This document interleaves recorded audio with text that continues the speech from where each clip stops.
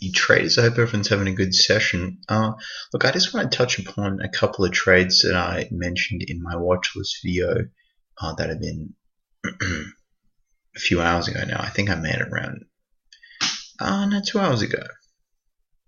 No, it's 11. Anyway, I'm in definite need of some sleep.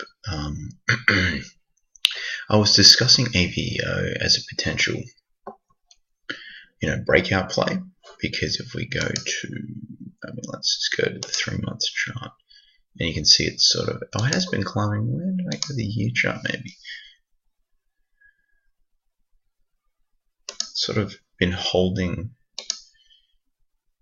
Yeah, okay, so there we go. So it's sort of recently come up again and been holding, $3 for a little while. If we go to the 5-day chart, it's been, I would call that just choppy. It's not,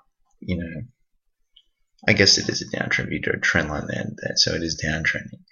And I was discussing playing this potentially if it broke out of a 350 and had decent volume and strength, and it's just very slow moving. So I actually was doing other stuff, so it wasn't really doing much at all, and now it's come up again. So it's a bit of a delayed hit, and it got to so it made a little bit, and I discussed there was a potential resistance at the 60s in my previous video as well. So yeah, I just didn't trade this. I had other things that I had to take care of, so missed opportunity. I wouldn't really say so. It'd be hard to say how I would have played this. That would have piqued my interest, so I might have gone. I might have got in there, maybe.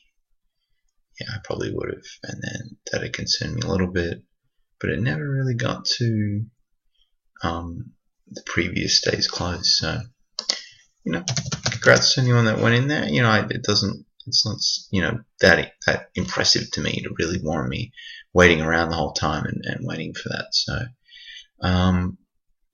MGTI has taken off as well on the back of a little bit of strength on Bitcoin.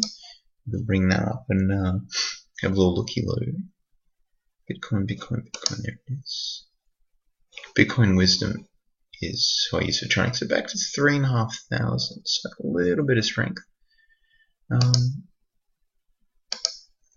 Interesting. If you're really speculative, you'd get in and hold over the weekend, and that's very much a hold and hope type mentality. So I would encourage that. Now, reviewing the week as well, guys. I haven't actually traded this week, so all this week I've worked 4 a.m. to midday.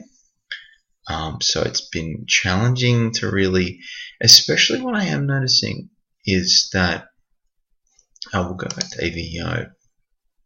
It's really not up a lot either. Things are a little bit slower.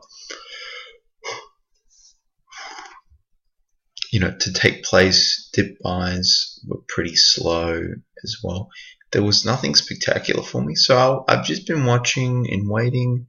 Tim alerts that he puts out, I've been sort of monitoring those and learning timings and exits. And what I have been doing is getting a spreadsheet together, and I won't bring it up here because it's just a quick video, but I review my trades that I do, and I'm also reviewing the different sectors and the particular tickers of interest, in biotechs, in Bitcoin, which is, newly established, like proper, hot Bitcoin plays. So up 13%, interesting.